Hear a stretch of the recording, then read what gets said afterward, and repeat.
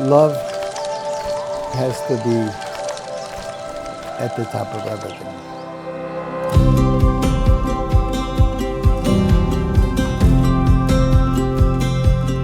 I blamed God and said, you didn't come with me. You abandoned me. Of course, I had to blame him.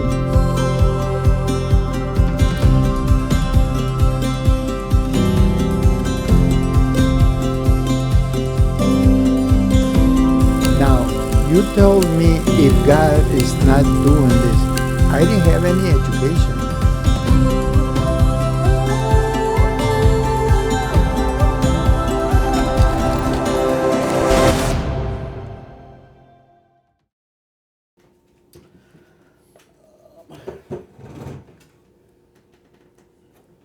I was born in 1940, December 6th. It was a Monday morning at 7 a.m.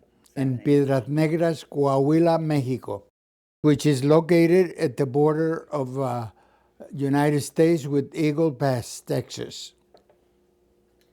We lived there until about I was 7 years old, and from there we moved to another border town, Ciudad Acuña, Coahuila. When we got there, it was Villa Acuña, Coahuila, and that's another border town with Del Rio, Texas, in the United States. My father had a job offer in Acuña, so we went there. I had just started a second grade in school. It was like 2 weeks in the school, and then I had to finish in Acuña. My father's name, Enrique Lopez, and my mother's name was Dolores Molinar Lopez. My mother was a stay-at-home mom, and my dad played the drums in a band.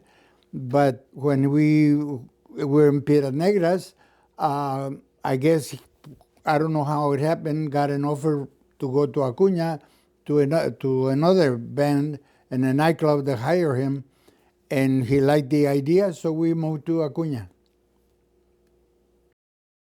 My mother, I used to be with her a lot because there were three boys. There were two in front of me, and then I was the third.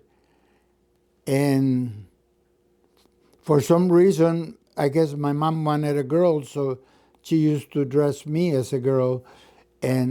But I guess when my sister Rosa was born, it saved me. But I enjoyed being my father, not as much, because he always played at night and slept during the day. So I didn't have much of a relationship. Of course, I loved my father also. He was a very important person in my life. The oldest was Enrique, and then Guadalupe, and then myself, and then my sister that saved me, and then my brother Mario, and then Richard, that he was killed in 1970. He was 20 years old. And then my sister Marta.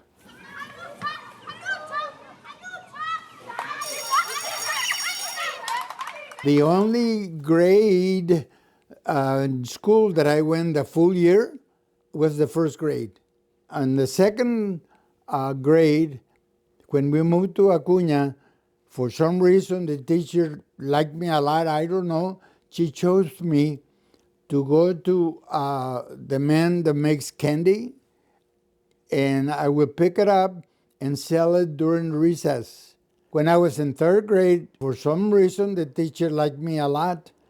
He would always pull me out, and as soon as the school started, and give me money and send me to the market and tell me, buy me a pound, 2 pounds, whatever he needed of meat, and take it to my house. You don't have to come back until after lunch. When I went to fourth grade, I joined the drums and bugle a band. The fourth, the fifth, and the sixth grade, all afternoon, we practiced. So that was another half a day. And that was my grade school. I can tell you, God had to be the one doing all of this because I didn't learn very much. And the problem with me was that when I finished the sixth grade, which is grade school, my dad asked me, "Do you want to continue school? We don't have the money, but I guess we'll have to find it if you want to continue your education." And I said, "No, I had enough." So I didn't go to school. And my dad said, "Well, then, if you don't want to go to school," he gave me a clarinet, my brother's clarinet, and he told me to go see Mr. Fidelito. He's going to teach you to play an instrument. And that's how I learned to play saxophone. My father fixed papers. He was fixing papers legally to come to the United States. So he did. And then once he fixed his papers, he fixed papers for my older brother, Enrique. And then they both came to Galveston, Texas. And between the two of them, started fixing papers for the rest of the family. In the meantime, there was a flood in Acuña, and the house where we lived, it was a concrete blocks, so nothing happened to it. The owners of that house, because we were renting, their house cracked the walls, and they asked us to move. We didn't have a place to go, so the lady that I was telling you about that she had the academy had a big empty warehouse, and she said you can move in there if you want until you find something. It was next to the church, so I spent a lot of time in church. So, and the priest kind of and he would let me, and I was like 14 years old by then. He will at night he would leave me a door open, and I go in there, open the church, and say the rosary for all the little old ladies at night.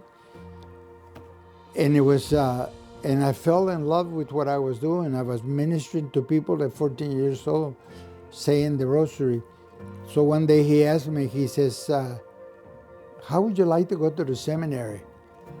And I says, "Yeah, like I was thinking about becoming a priest." So he went and he talked to my mom, and my mom said, "No, we're in the process of going to the United States, and if he goes to the seminary here and we go there, I'm never going to see him." So the priest came back and told me, "Your mom said no." So what happened then is I said, "Okay, well," but I didn't pursue it. We came to the United States, and for some reason or other, I guess I blamed God that I separated myself from God. And we used to go to church like every Sunday, but that was it. It was the love that I had for God, it was kind of going away. I blamed God and said, "You didn't come with me. You abandoned me." Of course, I had to blame him until I found out different.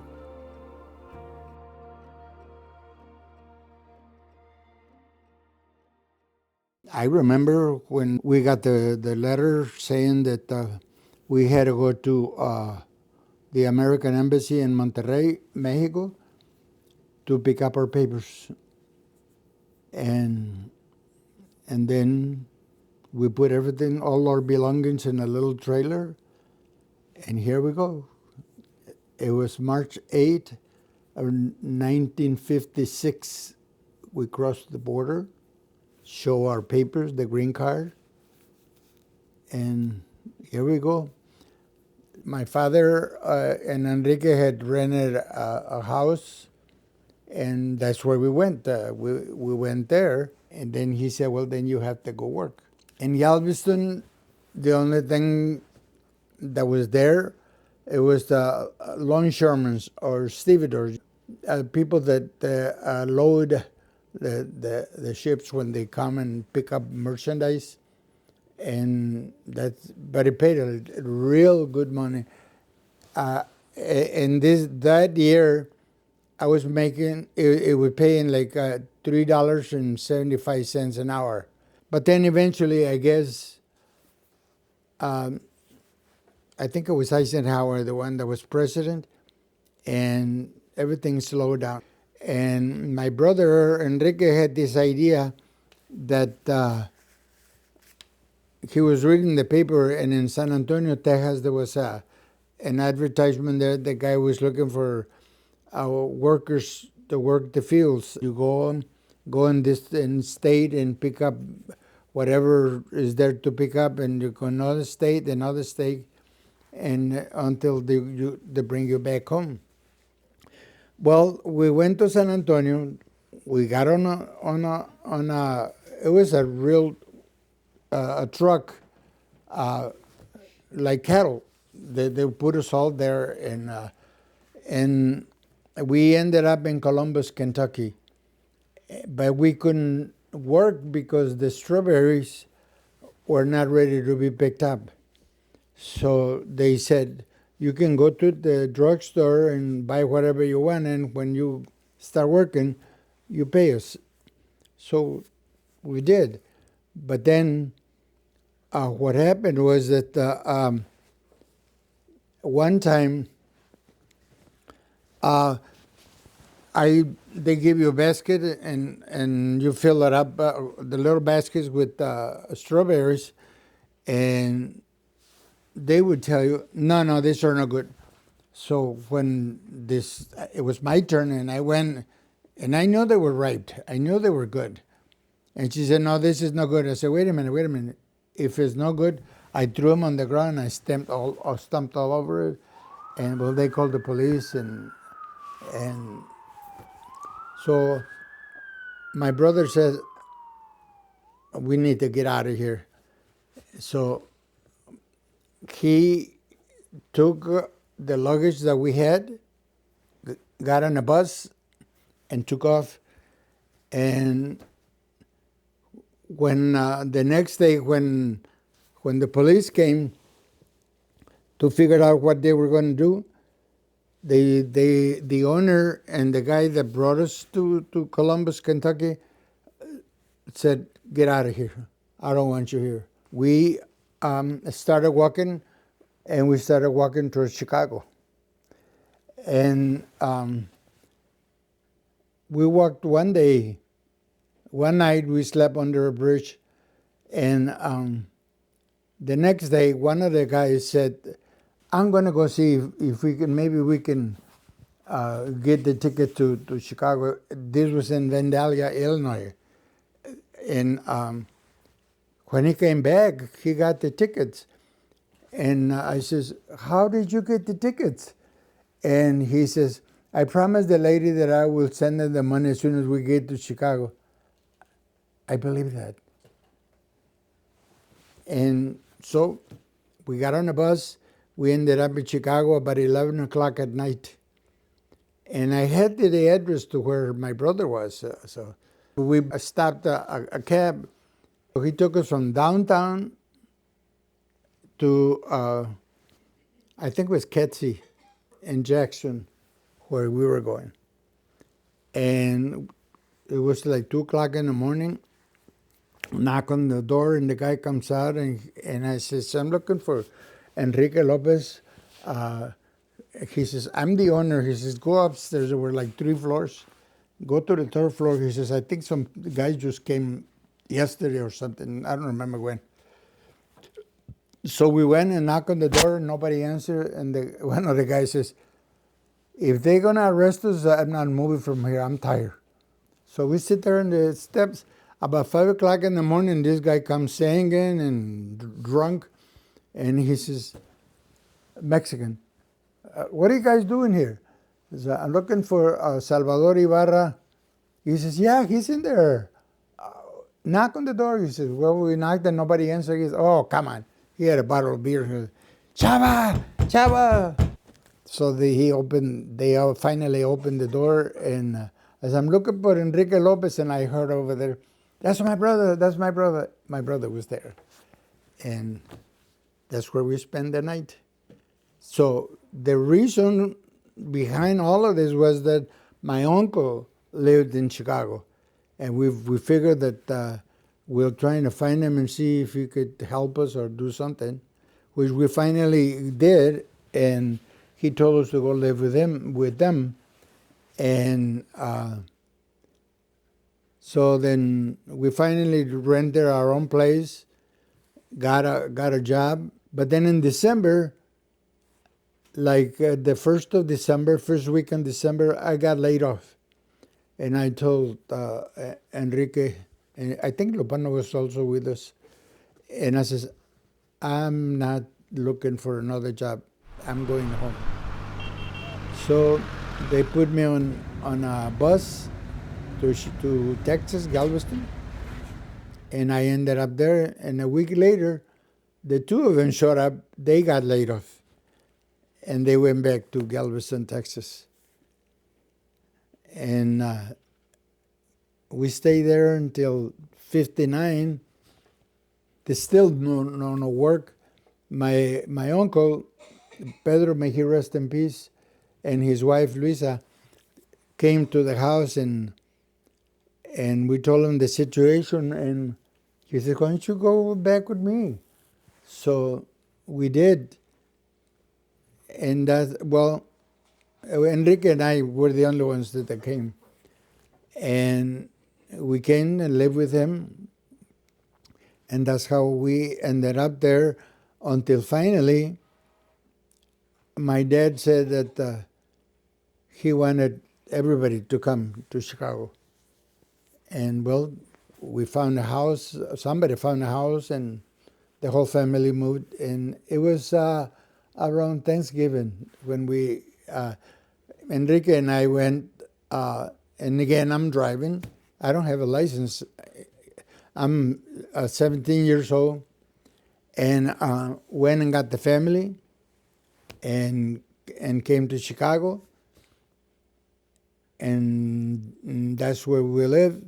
And then I already played saxophone, so I found a group that I would join and play with them. Lupano found a group and he played with them.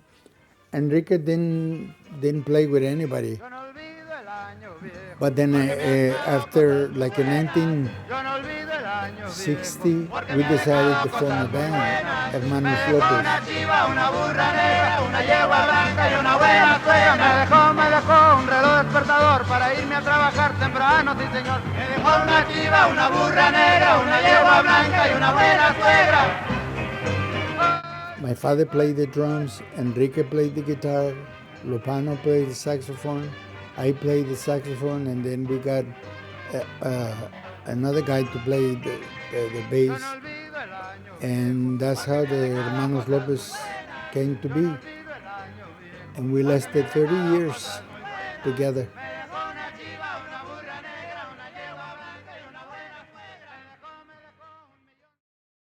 I think it was 59. The band came to Joliet to play at a wedding. I think it was either the end of 59 or the beginning of 60. We came to play to that wedding, and Lydia was there, and Virginia, may she rest in peace. And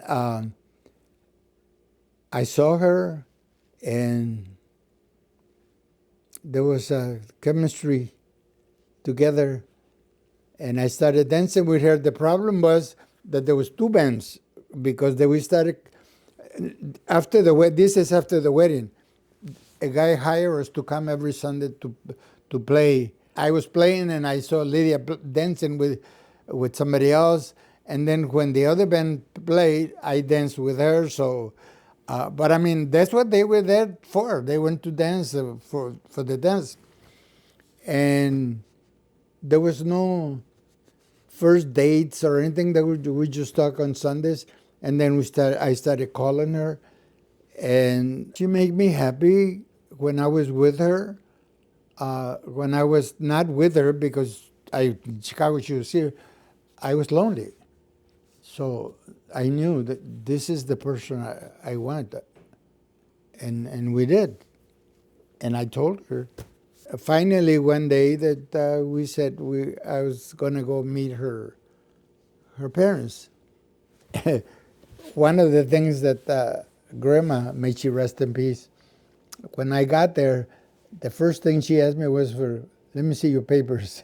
Well, come to find out later on when I was working at the Spanish Center that she didn't have papers. But I was in good with the immigration department in Chicago, and they would come to the Spanish Center, and I talked to this guy about my mother-in-law, and he said, sure. So we started talking, and she got her papers.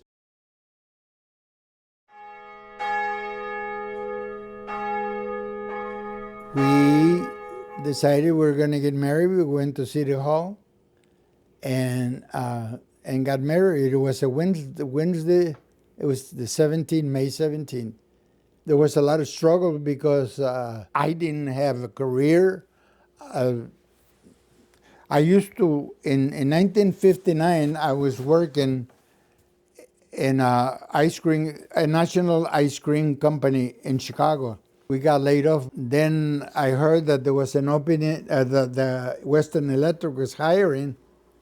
So I went to Western Electric and I asked for a job, and they hired me. And I worked there until 1974. Lydia got pregnant with Olga. She had right before her due date, she came to stay with Grandma. And when it was time, Grandma called me and said, come over, she's getting ready. So we took Mima to St. Joseph Hospital, who was behind St. John's. That's where the hospital was. And we took her there. They took her in. They prepped her and everything because she was going to have a baby. And we called the doctor, and turned out that Dr. Rubiano was on vacation, and he had somebody, Dr. Lee, I think it was his name, to replace him. And I told him, I says, you need to come because she's here in St. Joseph. And he told me, I can't. I got 2 or 3 pregnant women here at Silver Cross. I said, well, then release her. And I find a doctor here in St. Joe's. He says, I can't do that because she's not my patient. He says, you have to come over here. So we had to go to Silver Cross. And they asked me for insurance. I don't have any. And I says, I didn't have a choice coming here. The doctor said we had to come. So there was a Wednesday in the afternoon, and all night I met a lot of parents, fathers. Like every hour there was a new, and I'm still there. And the nurses would tell me, tell your husband to go home. We'll call him if something develops. And no, but I wanted to stay there. So then this is Thursday now. So in about mid-morning, I tell Dr. Lee, I says, how long is this going to take? Wouldn't that endanger the baby? And he says, endanger both of them. He told me that. He didn't have to. I said, well, then do something, because how can you say that both can die and you're not doing anything? And so he did call, I think Dr. Clark was, because he didn't do surgeries. It had to be a C-section. So on Thursday at 10:36, my baby was born. She she had a cone head like this because she couldn't get out of the channel, so that's why they had to have the C-section. The doctor comes to me and I says, well, you have a little girl. She's your baby. And I says, can I talk to my wife? And she goes, sure, go ahead, here she comes. But she's out, she's not gonna listen to you. And he thought it was funny. So then finally the nurse says, okay, your wife is okay, your baby is okay, go home now. So that's when I went home. But that was Olga's, my experience with her birth. It was hard, but you can imagine how Lydia went. So many hours. And we went home, and my baby, she used to be so smart and so intelligent that she will entertain herself. There was nobody else to play with it. Olivia was not born yet. She did have an imaginary friend. I remember that because she knows that also. And until in 1968, when Olivia was born, then they were very attached. Olivia and her, I don't know, the love of two sisters, how it is, but that's how it happened. I'm very proud of my kids.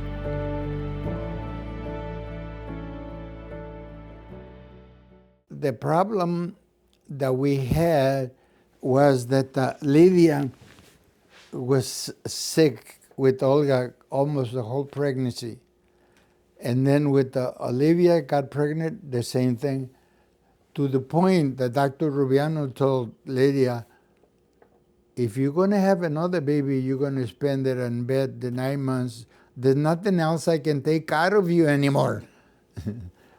Because then she started bleeding her kidneys and bladder and all of that. And that was the reason why we stopped at 2. Because we said, no. It's too much suffering for her, in my opinion. And that's why we stopped there with 2. But then now the problem, another problem that came up in school in Chicago was that Olga came home one time and said that some kids were selling drugs. And he said, no, let's get out of here. That's 1974. We moved to Joliet, and we moved in with Grandma. We stayed there for a while until we found a place that we could rent. There was no money. We couldn't save anything. I remember whenever we had like in this particular case like $200 extra, the car broke down, so we could never get ahead. And I think, in my opinion, I think that what happened was that I wasn't that close to God yet. Remember I told you that when I came to the United States, I blamed God that He didn't come with me? Well, I realized that I had to change. I had to go back to what God wanted me to do from the beginning. And that's when things started changing. I didn't realize that it was there all the time, but I was not doing what I was supposed to do. Until finally, when we came to Joliet, I started going to Mount Carmel to church. And by that time, I already played the guitar. And they needed a guitar player, so I offered to play the masses. One of these times, I'm putting away my guitar, and Father George, may he rest in peace, he's walking behind me, and he said, how would you like to go to school to be a deacon? And I have no idea. It must have been God doing this because I answered him as if he was inviting me to go have a cup of coffee. I said, yeah. And he said, no, no, no, no, wait a minute. I had to talk to your wife. If she says no, forget that I asked you. He did talk to Lydia, and I guess she said yes. And in 1983, I started school. Now, you told me if God is not doing this. I didn't have any education. Remember my schooling? In those days, it was 3 years, the schooling. I was ordained in 1986, September 6th. I remember coming out of the church over here at St. Ray's Cathedral. My mom was outside already waiting, and she comes running when we were outside, and she hugs me, and she says, Mijo, do you think that God has forgiven me? Where that comes from? I says, what do you mean? He says, well, he wanted you to be a priest, and I said, no. I says, no, no, no, no, no, don't think that way. God got what he wanted. I'm clergy. You got grandchildren, so you both win. In my life, my spiritual life, God has helped me a lot. I love preaching. I love teaching. I love helping people. And I would recommend that to anybody that feels called to it.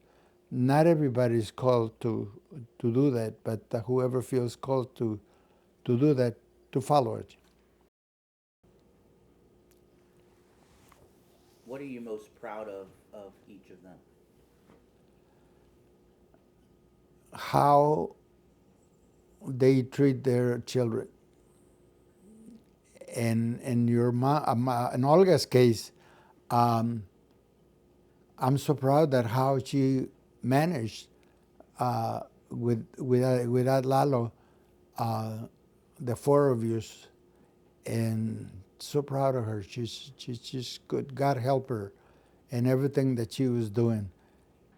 And Ovi, I'm so proud because we didn't have money, and Olivia started working, they volunteered, and I think that was one of the reasons why she chose to be a physical therapist assistant, because she was working in the hospital helping that, and I'm proud of that because, like I said, we didn't have the money for the school, but yet she did it. Then in school, when she was going to junior college, she met Freddie, and uh, they fell in love, and they got married, and they got three children, three daughters, Lottie, Melly, and Philly. And I'm uh, I'm so happy with them because, like I said, I get to see them grown up. I get to see them all what they accomplish themselves, and the beauty in my way of looking at things, that I retire real early because they offer me a package. If you retire now, we'll give you a full pension. And I said, okay. So what happened was that at that time, I was drafted to babysit all of y'all. And I thank God. I don't know, God put it in my head, I guess. And I told him, I says, you know, Lord, what I did not do with my children because I was playing music and working, according to me, I was too busy providing for the family. And I said, but now you're giving me the opportunity with these children to do what I didn't do with my own. And I enjoy that a lot. I don't know if you guys remember or not, but my grandchildren, it was great. And then Peñas came along, And that was another plus that I had because of that. But I remember the time that I got in trouble because all of you cried because they wanted to go see a movie. My grandchildren wanted to see a movie. And I told them, I said, well, if you eat your soup, I'll take you. And everybody said, we'll eat it when we come back. Let's go to the movies. So we went to the movies. But the problem was, when we came back, my children said, we don't want soup. And I said, you promised me. You promised me. And they started crying. And Marley was crying. I said, why are you crying? I don't know, they're crying. But everything, even those times, it was great for me. It's the memories that I will always remember, regardless of what it was.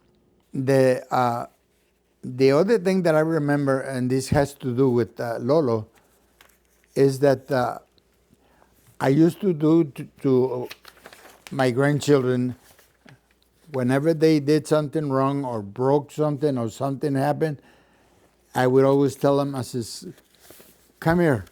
I want to look in your eyes. I want to see. And that's exactly what they did. They would come and close their eyes and they wouldn't open them. And Lolo came to me and said, Pipa, can you teach me that thing with the eyes? I says, what things? That you know that they're telling the truth or not telling the truth? And I said, now why would you want to do that? I said, God gives me that for things that I need and the people need to know. Why do you want that? Well, I want to know when they're lying to me. But I enjoyed taking my grandchildren wherever they needed to go. I was there for them. I'm still there for them. There's no words to describe the happiness and the joy that I have when every time another great now they're not only grandchildren, they're great children, and there's 2 more coming. Love has to be at the top of everything, because even when you think you're right, and for the sake of the marriage you say, okay, you had to do that, because it's not the idea to prove I'm right and you're wrong. You want to be right or you want to be happy? I'd rather be happy. That's what I want. And it's to the understanding between the couple that maybe sometimes you don't know what kind of day she had. Maybe she's just taking it out on you because you think she's taking it out on you, but she's just angry about something. And the job of a husband is not to fix everything.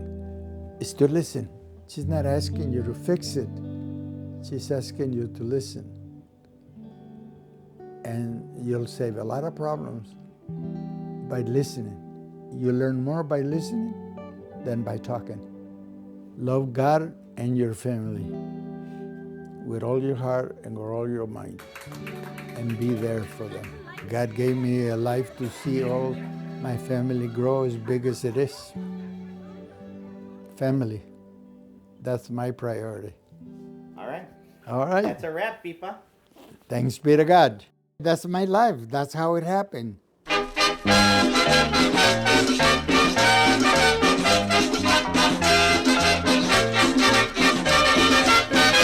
Vamos todos a la fiesta, a divertirnos del progreso que la ciencia nos ofrece en beneficio de los casados. ¿Por qué? Porque los cohetes están ya de moda y las suegras están ya temblando, porque ellos ya lo presienten, que nosotros ya las mandamos. ¡Adelante! Verá la luna sin regreso, verá la luna sin regreso, verá la luna sin regreso, verá la luna sin regreso.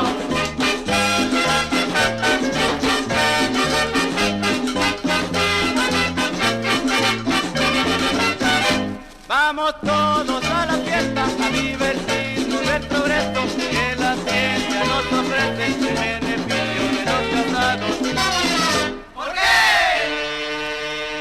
Porque los cohetes están ya de moda y las suegras están ya temblando, porque ellas ya lo presienten que